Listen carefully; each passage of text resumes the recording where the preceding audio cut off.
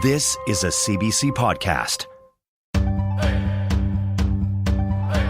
Check, one, check, check.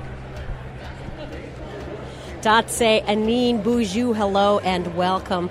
This is Unreserved on CBC Radio 1. I'm Rosanna Deerchild, and I'm coming at you from the red carpet at the Toronto International Film Festival. Oh my gosh, I can't even believe it myself. This is one of the largest and most prestigious film festivals in the world. And I'm here behind the velvet rope with all the various media looking into their phones, and they got their suits on. Actually, very sensible shoes. My shoes are terrible. There are red carpet events every day during the festival, but this red carpet is definitely the one to be at. This is the red carpet for the Tribute Gala Awards, and being honored is none other than Maori director Taika Waititi. He's getting a Lifetime Achievement Award. Oh, and Meryl Streep and Joaquin Phoenix might stop by. They're getting awards too. But back to Taika. We've been trying to get him on the show, like really trying. He's a busy guy, maybe even the most sought-after celeb here this year. We couldn't get him for an interview, so while I'm here at TIFF, I'm on Taika Watch. Hashtag Taika Watch 2019. Maybe this will be the year New Zealand's favorite filmmaker meets Canada's favorite cousin.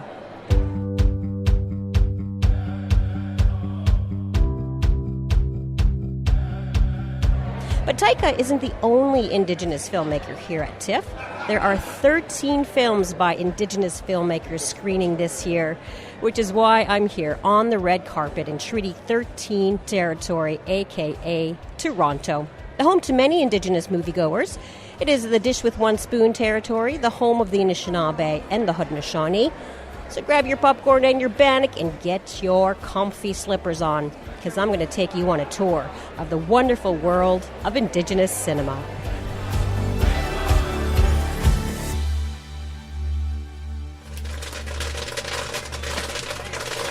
Okay, so let's grab some snacks, dude. Let's do it. What kind of snacks do you usually get at the movies? Well, usually on popcorn, but we're about to do a radio interview, so that doesn't seem wise choice. It's never a bad choice. What are you getting? Let's get a small popcorn. And can I get a pack of these M&Ms? I'm a chocolate person. M&Ms? Hell yeah. You want a real secret? When you get the hot popcorn nice and hot with the butter on it, M&Ms are not perfect, but Milk Duds are good for this. Put the Milk Duds in the popcorn. Oh, that's... Melt a little. They make really good popcorn here. It's all in the oil. Thank you. I'm at the concession stand at TIFF Lightbox Theatre with Jesse Wente, because this guy knows his movies. He was the director of film programs at the TIFF Bell Lightbox for 7 years. He's curated the film content at Imaginative, and now he's the director of the National Indigenous Screen Office. Thanks for joining me here in the madhouse that is the Toronto International Film Festival. Have you been having a good time, or what's going on? Late night parties? I'm a little past the age for late night parties. You know, I've been attending this festival in some capacity or another. This is my 30th festival. Started, of course, as an attendee. You know, a ticket holder, used to line up like we see in front of us here. Big long lines. Used to love talking with people. I eventually started working here in 2006. I eventually was one of the people that helped open this building and run the movie theaters. And now I sit in a very different place. And what's interesting is, on that road, I progressively see less and less movies at the film festival. The most movies I ever saw at TIFF was 54 over the course of the 10 days. But that was purely as a fan. As soon as I started working here, it was much less. So this year at the Toronto International Film Festival, there are 13 Indigenous films by Indigenous filmmakers, which is, I would say, probably the highest That's number. The highest, yeah. So how have you seen those numbers increase and change over time? So when I started 30 years ago, there were none. When I started working for them in 2006, and I was on the festival programming team, we would still be fairly lucky if there were, say, 2 a year. Features I'm talking about, not necessarily shorts. 13 is a really unprecedented number. So I think we've seen a really steady growth of Indigenous artists at festivals like TIFF. I think the selection this year really reflects the growth in production, not just here on Turtle Island, but also internationally, because that 13 includes our cousins from New Zealand and Australia and other parts of the world. But I think it's really impressive. What's maybe more exciting, though, Rosanna, is actually the breadth of the type of film, the type of work we're seeing at a festival like TIFF. So not only do you get an Alanis Obomsawin documentary, which I'm going to see. Me too. I'll see you there. Very exciting. Like literally the grand dame of Indigenous cinema. You've got a very traditional sort of documentary made by Alanis Obomsawin up next to Blood Quantum, a zombie movie made by Jeff Barnaby, filmmaker. You've got the Zach Canuck film. And you've got Taika Waititi, who's made a anti-hate comedy epic where he plays Adolf Hitler. Right. A Maori man playing Adolf Hitler. The breadth of that, to me, is actually the really exciting thing. Because for so long, because of towering figures like Alanis, activist documentaries was sort of what Indigenous people made. That was also a function of what we were, in Canada's ecosystem, sort of allowed to make. Now we're seeing what we're allowed to make really broaden. And I think increasingly, especially as more Indigenous people get to be in positions of power over the green light, who get to decide what gets made, I think that will even expand. Because an Indigenous film isn't actually about who's in it. It's about who made it. Now, as I mentioned, there are 13 films by Indigenous filmmakers at TIFF. And you were at the premiere of one of them so far. Mi'kmaq director Jeff Barnaby's zombie movie Blood Quantum. After the premiere, you had tweeted, "Well, that was a hell of a ride." And you congratulated the cast and crew for birthing just what the zombie genre needed. Why do you feel that is what was needed? I don't know if you know this, Rosanna, but I am what you would call a zombie scholar. What? Yeah, I have seen, I think, every zombie movie ever. I fell in love with them when I was a kid, and I've loved them and obsessed over them. And one of the reasons I've loved and obsessed over them is George Romero could use zombies as an allegory for what he really wanted to make movies about, which was politics and the social challenges of his day. So Night of the Living Dead is a movie about race in America. For me, what Jeff Barnaby's done, he's returned politics to the zombie movie, and to me that is actually the origins of the modern zombie era that we live in. The Walking Dead, all that stuff is all born out of Romero, and it's actually all born out of political filmmaking, using monsters to talk about really pressing issues of our day. Lots of people will just love it as a zombie movie. Bless them. I will love it as a movie deeply about us and our history here, and one that feels us in a way that few movies do. You really know your zombies. I've spent much time with them, yeah. Now, in 2001, Zacharias Canuck's film At Tenarjuit, The Fast Runner, was one of the first feature films ever to be written, directed, and acted entirely by Inuit in the Inuktitut language. And now Zacharias has a new movie premiering here at TIFF. It's called One Day in the Life of Noah Pyagatic. What excites you about this film? I think it's a masterpiece. It's a personal film that is also universal. What I love about this film and all of Zach's work is they're lived in. It's hard to separate his movies from life. And I think his cinema lives in a way that other cinema doesn't. It lives in the cultural reclamation, their language preservation, lives in the stories. His movies are flesh and blood in a way I don't think I've ever actually seen with any other filmmaker. I've known Zach for longer than probably either he and I would want to admit, and have adored his work for a very long time. And it's sort of amazing that he, Alanis, these real elders in our community, on the absolute top of their game and producing work as vital to us now as they did 30 years ago when they started. And let's be honest, that is rare in all of cinema. Like, there are very few filmmakers that started making movies in the 70s and are still making truly relevant, poignant cinema today. These are two examples. Now, I have one last question for you, perhaps the most important question of all. Have you seen Taika Waititi anywhere? Have I seen him physically? I haven't. I haven't run into Taika. I couldn't attend his screening, so I still haven't seen Jojo Rabbit yet. And I didn't want to bug Taika because he's very, very busy. But he's a great inspiration for us in terms of what is possible when an Indigenous artist is truly supported by the industry, is allowed to be himself, allow his particular view to flourish without hindrance. I love that he's quickly becoming the elder we need as well. Well, quirky uncle for sure. Certainly, definitely quirky uncle, and extremely well-dressed. Yes, very well-dressed. So the search continues for Taika. Thank you for your time. Yes, Jesse Wente is the director of the National Indigenous Screen Office.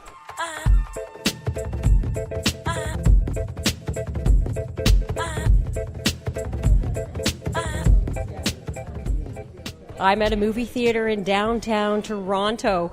This is where the legendary Abenaki filmmaker Alanisa Bomsawin is premiering her 53rd film. Yes, you heard me correctly, her 53rd film. I'll be sitting down with Alanise after the film, but first I'm going to talk with some of the folks who are lining up for this movie. Hi, Spirit Bear. How are you today? He's excellent. Hi. My name is Cindy Blackstock, and I'm the director of the Caring Society. And what brings you here today? Well, Jordan River Anderson and his family, and the great film that Alanisa Bomsawin did to tell his story to the world. You know, a lot of people have heard about Jordan's principle, but not as many have learned about this little boy and his family and the struggle that it took to make Jordan's principle more of a reality. And what are you and Spirit Bear looking most forward to in this film? I'm thrilled that his two sisters are here with us today, Jerlene and Kristen. So, I mean, what an honor to watch the film with the two of them. Well, we'll see you inside the theater. I look forward to it. Oh, and I've got to get a good seat. Excuse me, pardon me. Oh, sorry, excuse me. Sorry, thank you. Okay, here we go. Okay, I'm all settled in. Got to turn my cell phone off. Oh, and I better turn my mic off.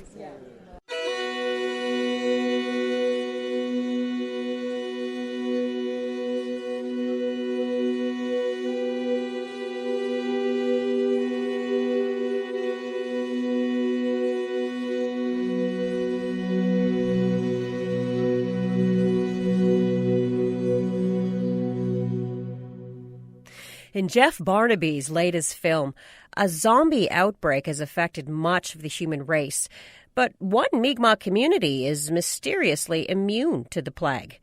Blood Quantum follows that community as it grapples with the world crumbling around it, and whether or not to take in droves of citizens seeking safety. The film explores themes of colonization, racism, and Blood Quantum itself, set against a zombie backdrop. Jeff joins me from Montreal. Hi, Jeff. Thanks for being here. No problem. I do want to tell you, though, that I watched your film this morning, and wow, is it ever intense. I enjoyed it very much, and I was like, of course we survived the zombie apocalypse. Why hasn't this been thought of before? I'm actually kind of shocked, too. It was one of the things that I've always used to describe the film, or the idea behind it is, it's such a concept that works so well. I'm shocked that nobody thought of it before. Yeah, where did the idea for a Blood Quantum come from? Probably Stephen King's The Stand. It was one of my staple books growing up as a teenager in Listiglish. And I had read it probably about 6, 7, 8 times. And it never occurred to me while I thought it up.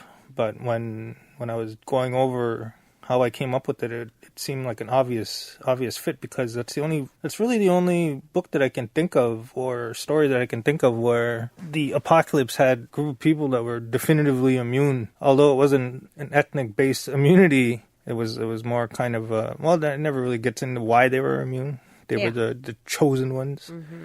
That's the first thing that comes to mind, and I think it was just this idea of having an infatuation with zombies. The culture has an infatuation with zombies that seems to have just grown exponentially since Romero came out with Night of the Living Dead in '69. It just keeps getting bigger and bigger. Now, you use a post-apocalyptic backdrop to explore these issues that Indigenous people are actually still facing. How do you address things like colonization and racism and all of these issues that you've just done so brilliantly? Well, for me, it always starts with this idea that nobody likes being lectured. So I just wanted to wrap it up in as entertaining a concept as I could. And I didn't really want to address the issues, if that makes any sense. I just wanted to let them play out in the storyline. It really just wrote itself once you started with that initial concept that Native people would be immune to the zombie plague. And the idea itself doesn't even seem that far-fetched, because it's just basically a reversal of what happened.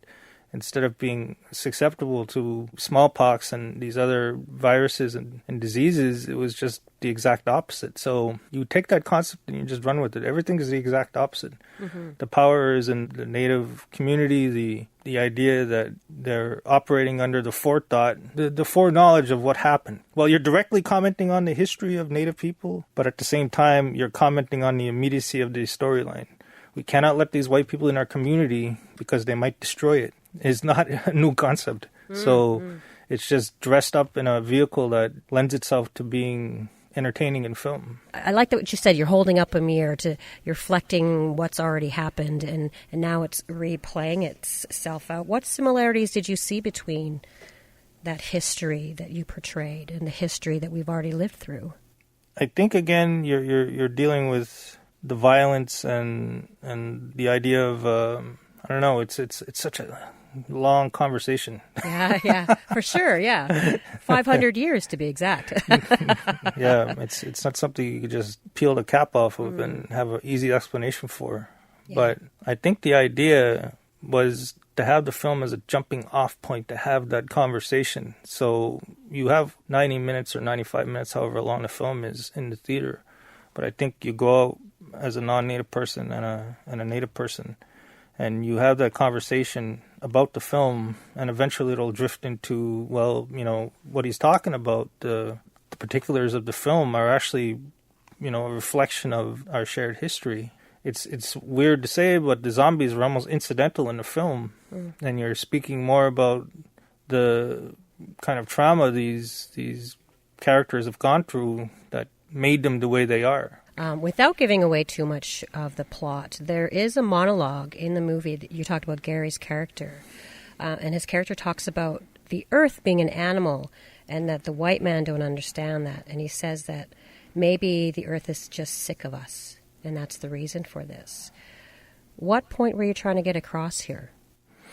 The film, along with being this kind of retelling of colonization with the foreknowledge of how it was going to end up, I think is also a environmental catastrophe film.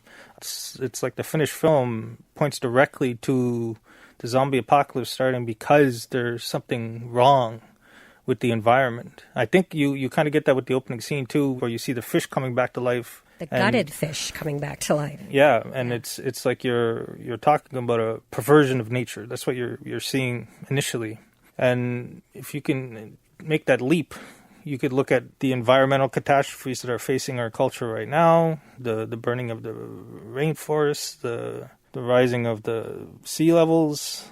If you're even slightly spiritual about the planet, you can look at that as a dog shaking off its fleas. That's exactly the way the earth is going to treat human beings and show them how small they really are. And you get this idea that Gary isn't tuned with that. We're going to turn these white men into something they can use again. And he's talking about the planet, and that's fertilizer. Mm-hmm. And I think one of the real main themes of the film is it's an environmental catastrophe film. Again, you're looking at it from an Indigenous perspective, right? Who traditionally have quite synonymous relationship with the planet. I mean, the first people to reach sustainability thousands of years ago. This advanced culture, I use the word advanced in air quotes. You can't see it on radio, but that's what I'm doing. It's taking them and all their advancements in technology and science to realize what Native people knew inherently, that you cannot deviate from the planet and expect the planet to tolerate it. It's a fascinating and interesting perspective on what what we know and what we're warning people about, right? And you mentioned earlier that you were a big fan of The Stand. You're a bit of a sci-fi, fantasy, horror nerd, if I can use that word. What do you think draws Indigenous filmmakers to those genres? More and more we're seeing. I don't know. I can't really speak to what draws, but it seems to be, you're right, it's commonplace across like every reserve that you're going to see an enclave of kids there that are really into zombie films or science fiction films. It could possibly be, relating to a post-apocalyptic culture. It could be something as simple as that. Mm-hmm. It could be the boredom of the reserve and needing to find an outlet that isn't drugs or alcohol. I know to a certain extent that's what it was for me. I know these stories saved my life, to put it mildly. Yeah. I got lost in them rather than overwhelmed by the situations that I found myself in. So they were a nice cushion almost. Safe space. It's weird to say, right? Because it's a horror you can walk away from. It's not something that you need to keep going through. But I think Native people drift towards it because they drift towards fantastic things. Mm-hmm. And I think Native stories aren't black and white. I think if Native people or Native filmmakers or storytellers had the budgets, I think you would have started seeing films like this a lot earlier. Mm-hmm, for sure. I would love to see more big budget movies from Indigenous people. That's amazing. Thank you so much for your time today, Jeff. No problem. Jeff Barnaby is the writer and director of the movie Blood Quantum, which premiered at TIFF.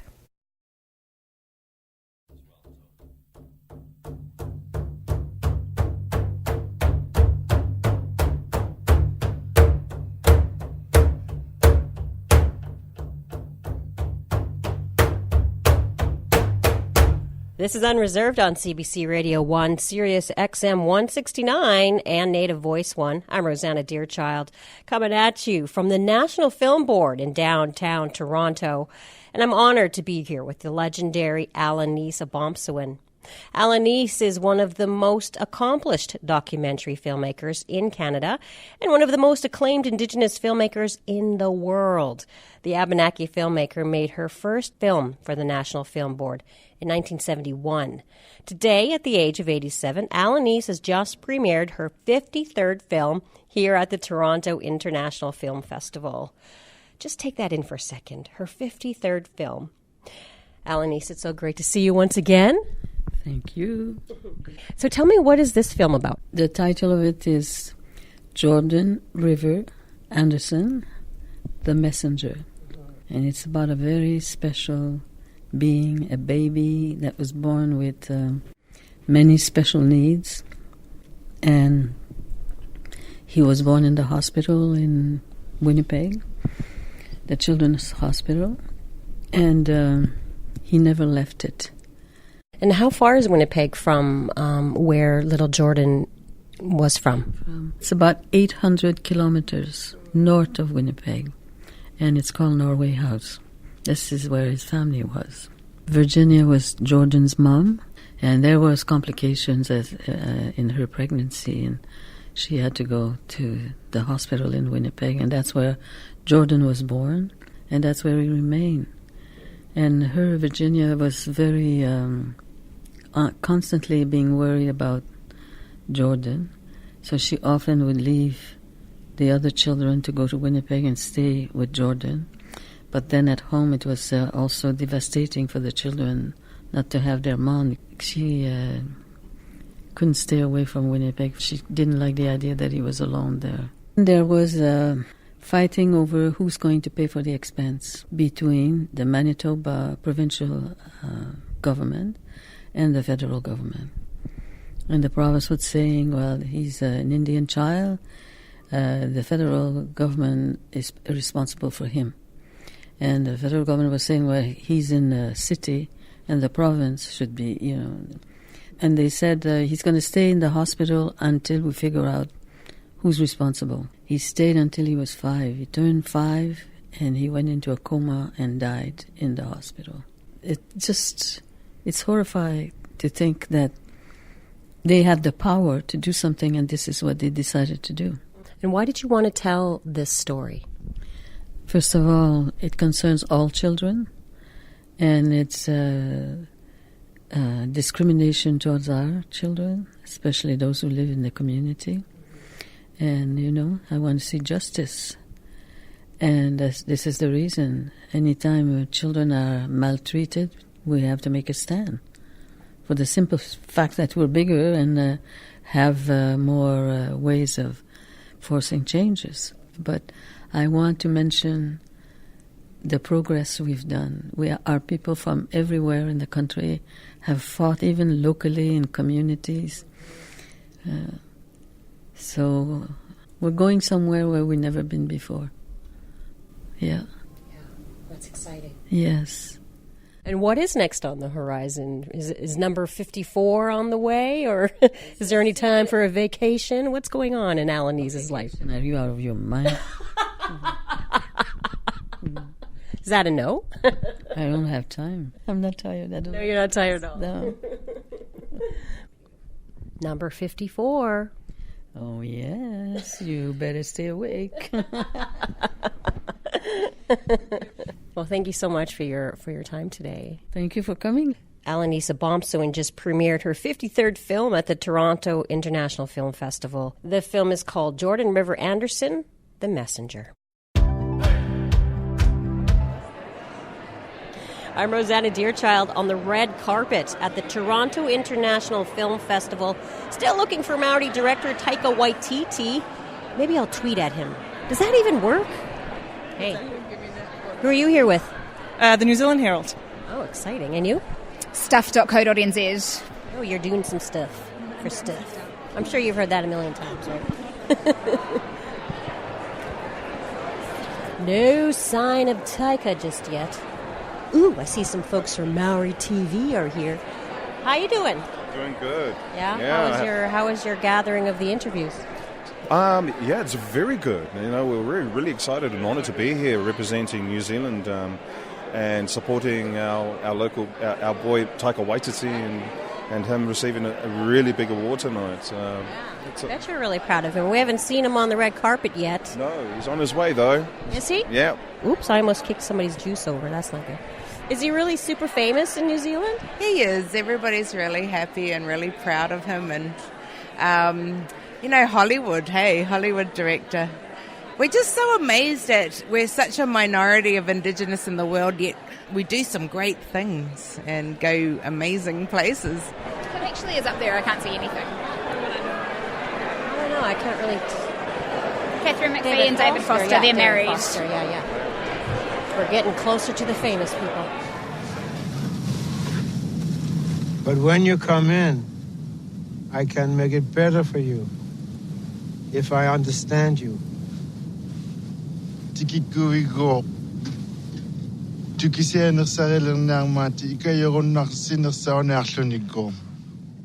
Kapuivik on North Baffin Island, 1961.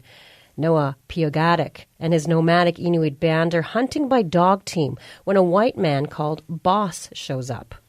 What seems to be a chance meeting turns into a decision that could bring major change to Piogatic and his family. This is one day in the life of Noah Piogatic. Acclaimed Inuk filmmaker Zacharias Canuck directed the film, and it's screening at TIFF. He's here with me now. Welcome. So, tell me a little bit about Noah. He was a real person. Who was he? Noah Piogatic, born in the 1900s. He was a camp leader in Kapuivik.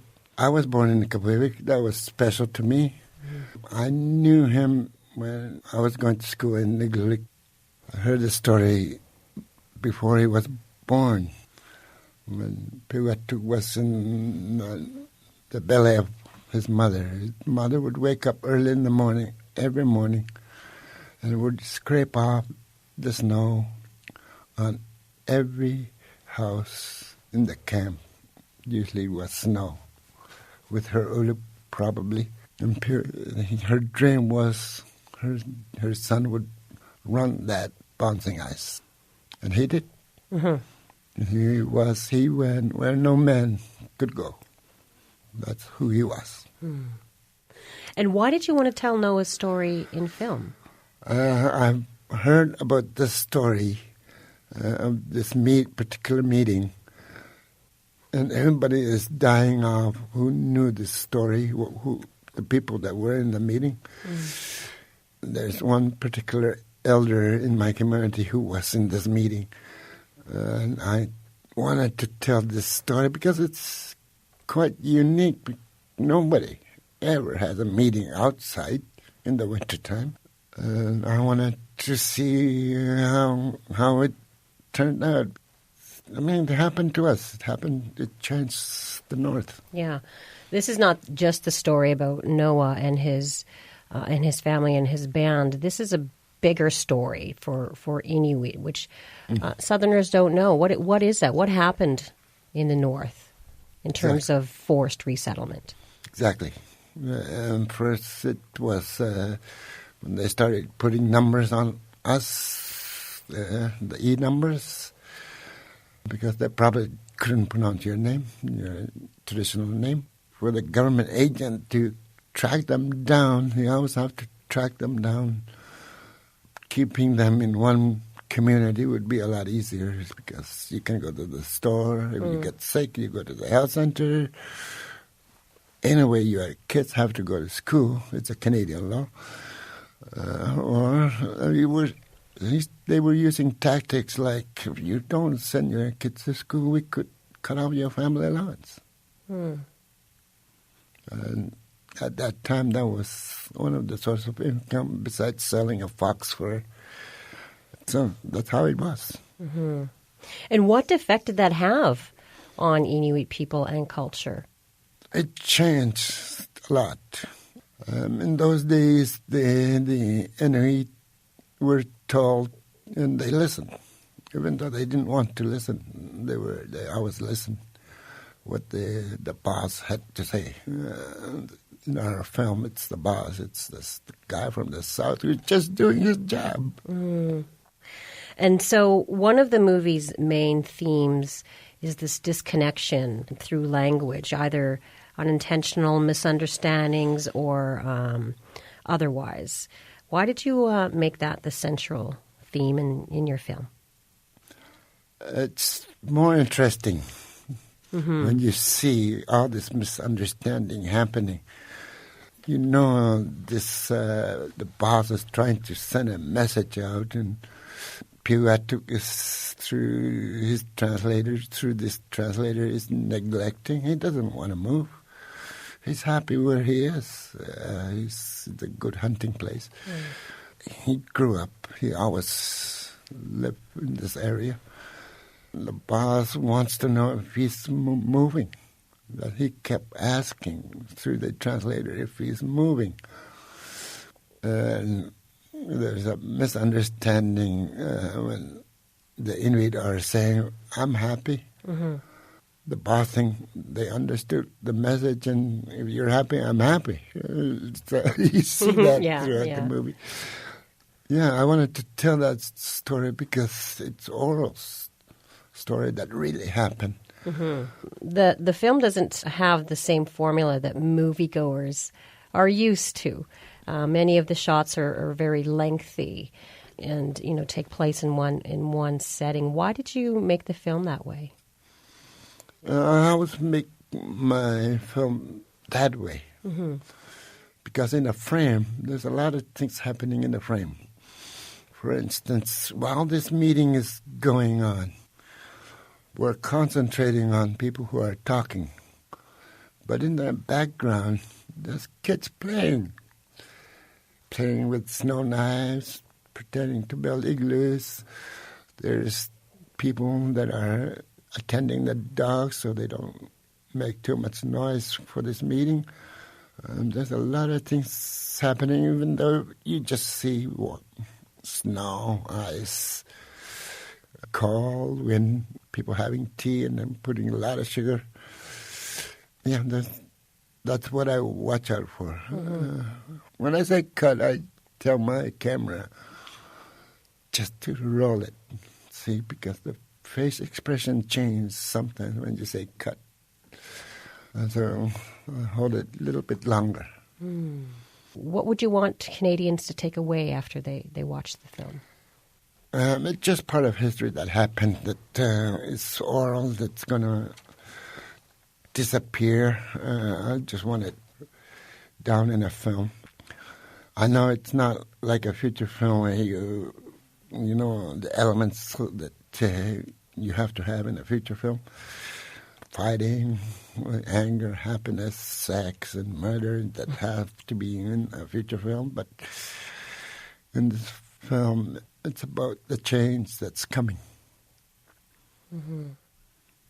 Even though the people didn't want it, the people didn't agree to it, but it still happened. Yeah. Well, thank you, Zacharias, for your time today. Now. That's Zacharias Canuck. His film One Day in the Life of Noah Piogatic is screening here at TIFF. Ici, on dit Nui Chewan. Ça veut dire mon ami.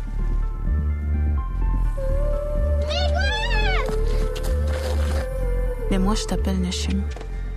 There's a scene with it's just like sort of difficult to keep concentration because it was so cold, and I actually had to walk in the snow, but there was like rain. It was all icy. My name is Sharon Fontaine-Ishpatao. I'm from Washat Macmaliotenam. It's like in Quebec. And I play in Kwesipan and I play Miquan.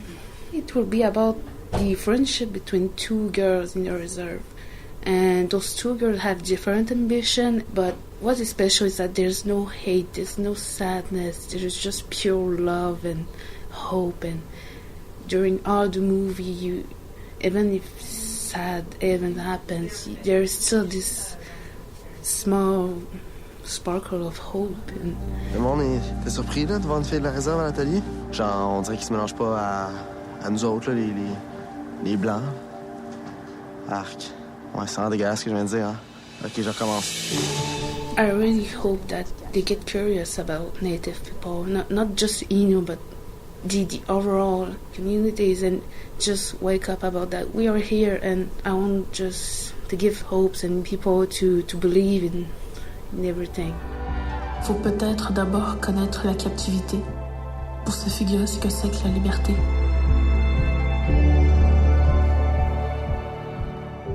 This is Unreserved on CBC Radio 1, Sirius XM 169 and Native Voice 1. I'm Rosanna Deerchild, coming at you from the Toronto International Film Festival, where there are 13 films by Indigenous filmmakers screening.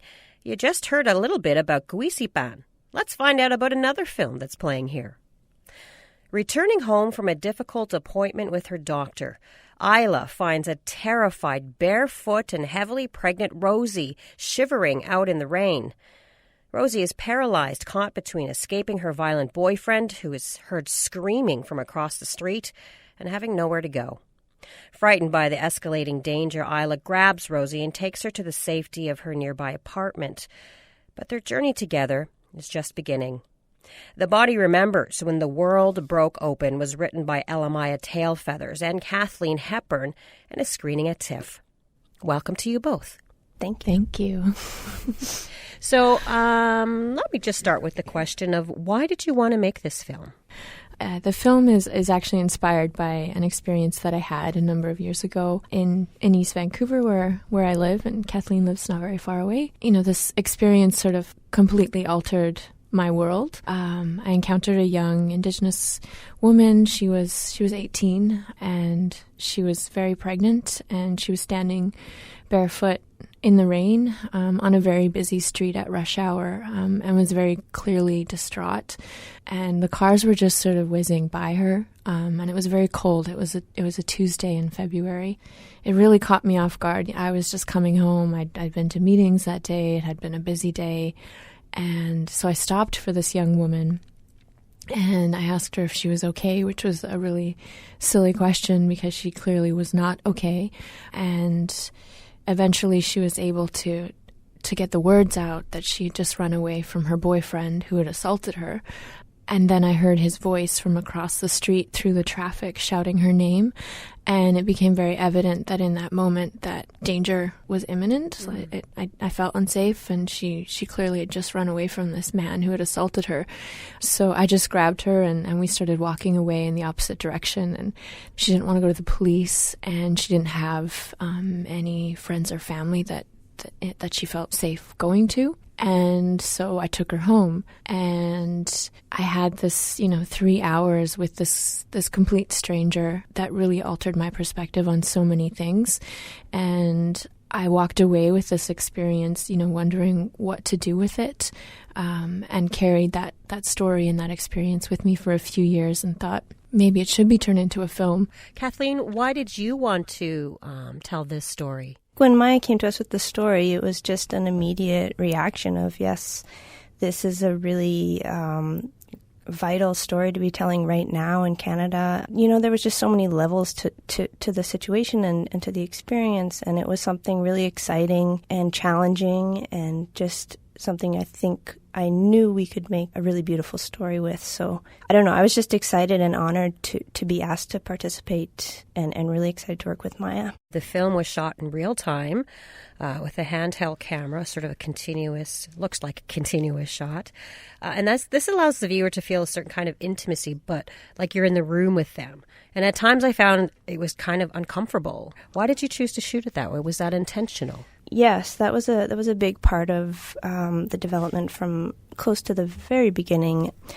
There was two reasons why we chose to do it this way. The main reason was so that the actors could have this experience and experience the full emotional arc of the situation together in the moment, particularly because we were working with someone who had never acted before. We wanted to give her all the tools we could to have her experience this in a very authentic way. And then also we were hoping that the audience would share that experience and feel like they are sort of trapped in this situation with them. And I think when you're experiencing something like that with a stranger, you're sort of always trying to figure out, how is this situation going to end and when is it going to end? And I think that tension is really important for this film. Now, on the surface, this movie is about domestic violence. It's about aging out of care, but there's so much more going on a deeper level as you watch the film. Can you talk about some of the issues that you were trying to address? I think one big one was Indigenous motherhood and all of the layers that go along with that. We wanted to talk about privilege and who has access and who doesn't, and how we sort of judge mothers and put these labels on them. With this film, we wanted to explore that issue of sovereignty of the body, of Indigenous motherhood, and we also wanted to explore privilege in the sense that myself, I benefit from light skin privilege. My life is exponentially easier in this world simply because of that fact. I experience racism very differently than many people out there, like that young woman that day. And I do think that had it been me standing on that corner that day, I think someone might have stopped for me. But because racism is still so deeply ingrained and prevalent in our society, people weren't willing to stop for her because she was just another Indigenous woman. And we also wanted to explore class. That's not something that's necessarily talked about too much, I think, yet in Indigenous cinema. I mean, it's there, and that day for me, in that very real experience that I had with this woman, was a confrontation of my own privilege. And I learned so much from her that day. I think she was such a beautiful, strong young woman. I honestly think about her very often. Her home was just a few blocks from mine, and I don't know what happened to her, and I really hope that I get to see her again. And she very much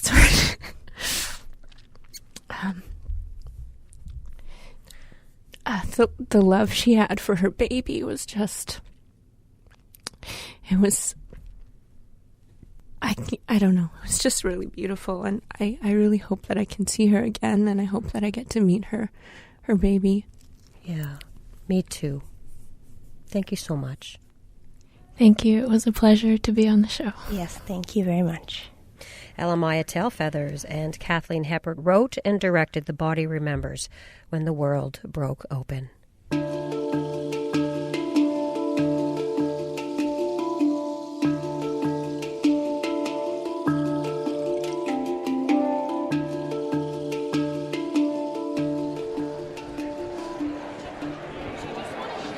I'm Rosanna Deerchild, coming at you from the red carpet at the Toronto International Film Festival, where we've been trying to catch a glimpse of Maori director Taika Waititi.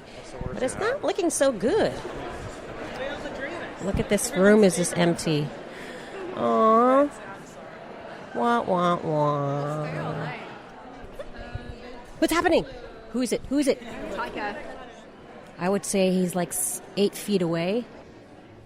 We did it, you guys. We did it. We got in. We're moments away from speaking to the great Taika Waititi. Other reporters are now laughing at me, Canada. Well, it's no secret. I've been on Taika Watch this whole show, trying to track down one of the most popular directors in all of Hollywood. You might know Taika Waititi as the director of Hunt for the Wilder People, or as the director of Thor Ragnarok. He also appeared in that movie as Korg.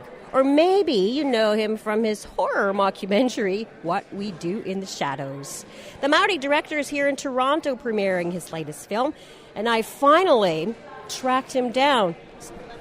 Hi, Taika. Rosanna Deerchild, CBC Radio, Canada's favorite cousin. It's a pleasure to meet you. That's right. There was a vote. I won. So I just have a few quick questions for you if you have some time. Recently you had given a shout out to a Canadian classic. It was called Smoke Signals, and it starred Adam Beach, Evan Adams, and Gary Farmer. You had said that it showed Indigenous characters as normal people doing normal things. Why is it important for you to see Indigenous people on screen represented that way? Well, because I think how we've been represented in the past has always been, I guess, through a white lens. You know, we're the native presence in films that talk to trees, and we're smudging all the time, and we're riding whales, and we were talking to our, the ghosts of our ancestors, which, sure, maybe for a few of us we do that. I don't, but I'm just a normal dude, so.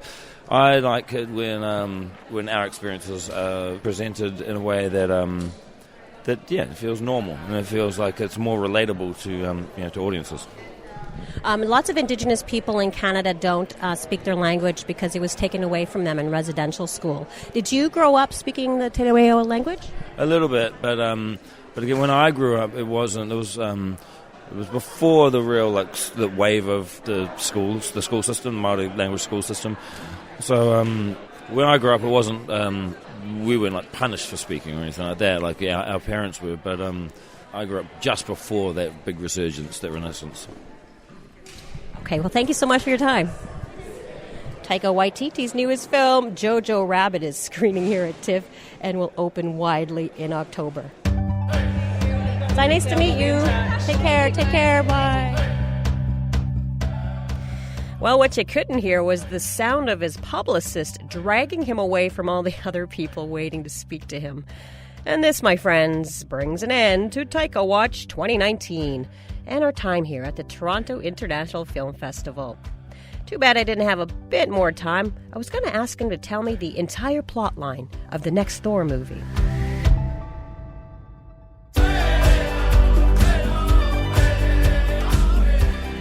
That's it for this week's episode of Unreserved. We'll be back in this radio space next week for more community culture and conversation.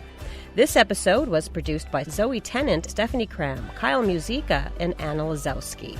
If you want to get in touch with us, you can email us at unreserved@cbc.ca or find us on Facebook and Twitter. Special thanks to Rhiannon Johnson at CBC Indigenous this week and everyone here at TIFF. I'm your favorite cousin, Rosanna Deerchild, coming at you from Toronto. Thank you for listening to Unreserved on CBC Radio 1. I go say.